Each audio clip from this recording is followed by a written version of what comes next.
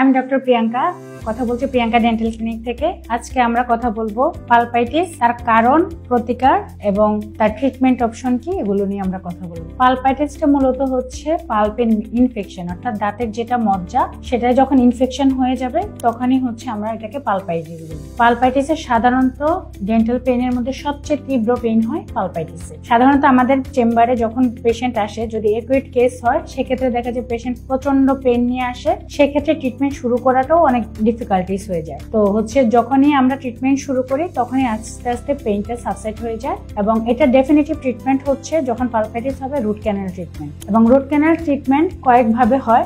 একটা হচ্ছে সিঙ্গেল ভিজিটে হয়, অর্থাৎ একদিনেই আপনার ট্রিটমেন্ট কমপ্লিট করে দেওয়া হয়। সেটা পেশেন্টের উপরে এবং দাঁতের কি কন্ডিশন তার উপরে নির্ভর করবে এবং এটা তখন অনেক সময় সাপেক্ষ হয়ে যায়। আর নর্মালি হচ্ছে রুট ক্যানাল ট্রিটমেন্টটা মাল্টিপল ভিজিটে হয়, 3 to 5 days টাইম লাগে। সেক্ষেত্রেও দাঁতের কন্ডিশনের উপরে নির্ভর করে এবং দাঁতের গোড়ায় যদি লেশন থাকে, পেরিএপিক্যাল কোনো লেশন থাকে, সেক্ষেত্রে 3 থেকে 4টা ভিজিটেরও বেশি লাগতে পারে। সেই জন্যই আসলে আমাদের বলা হয় যে দাঁতের ট্রিটমেন্টটা সময় সাপেক্ষ।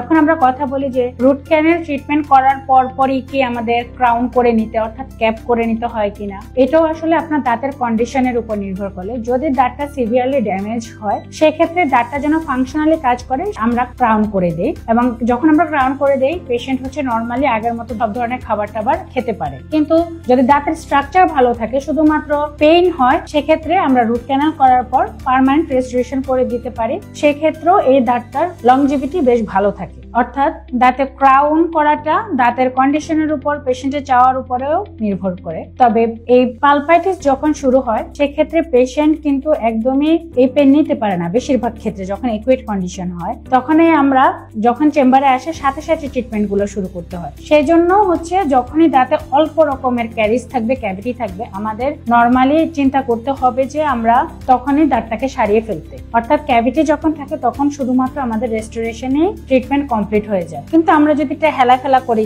সেক্ষেত্রে আমাদের এটা এক্সটেন্ড হয়ে পালপাইটিস হয়ে যায় এবং পালপাইটিসটা খুবই পেইনফুল একটা কন্ডিশন এবং এগুলো যদি পালপাইটিসের পরও আনট্রিটেড থাকে সেক্ষেত্রে আলটিমেটলি হয় দাঁত ফেলে দিতে হয়, না হলে এগুলো থেকে অনেক বড় বড় রোগের সৃষ্টি হয়। সো এই জন্যই আসলে আমাদের পালপাইটিসের সিভিয়ারিটি হওয়ার আগে আমরা চেষ্টা করব এটা কন্ট্রোল করে নিতে এবং যদি হয়েও যায় এটা আমরা ট্রিটমেন্ট করে নিতে। যদি ট্রিটমেন্ট না করি তাহলে সেক্ষেত্রে অন্যান্য রোগের, বড় বড় রোগের সৃষ্টি হয়। আজকে আমার আলোচনা এ পর্যন্ত। আমরা অন্যদিন কথা বলবো অন্য কোনো বিষয় নিয়ে। সবাই ভালো থাকবেন, ধন্যবাদ।